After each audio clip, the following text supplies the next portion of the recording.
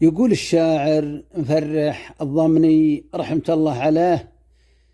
يقول: يا ليتني ما جيت في سوق الذهب بالرياض، ذكرني الماضي وهلت دمعتي سايلة، أسباب من خده ورا الشيلة شديدة البياض، يسحر بنظرات العيون وقذلته مايلة، عوده كما البردية يميل مع الهواء باعتراض، ينعم على شط العراق وعايل عايله، ومعكرش الخمر على متنه نزل بانقضاض، ذيل الأصيل اللي على ميدانها صايلة، ريحك كما ريح النفل في محكمات الفياض، من غب سيله جاك ذعذع الهوى شايله،